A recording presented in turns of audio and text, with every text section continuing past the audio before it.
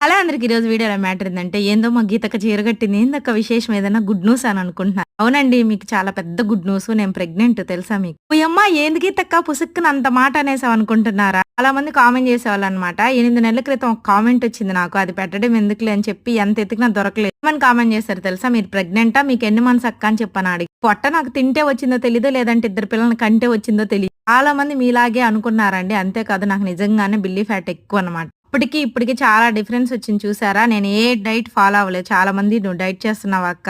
ఏంటో కొన్ని టిప్స్ చెప్పు" అని చెప్పని అడుగుతున్నారు. మనకు అలాంటివి ఏమి లేవండి. మనకు అలాంటివి సెట్ కూడా కావు. ఇదంతా ఎలా ఉంటదంటే తిన్నామా, పడుకున్నామా, తెల్లారింది అన్నట్లు ఉంటానన్నమాట. ఇది అంత తీసుకోను. పోతే ఈ మధ్యన హెల్త్ బాగోలేదు కదా! దానివల్ల తగ్గిందని నేను అనుకుంటున్నా. అంతేకాదు నా హెయిర్ అయితే చాలా లాస్ అయిపోయింది.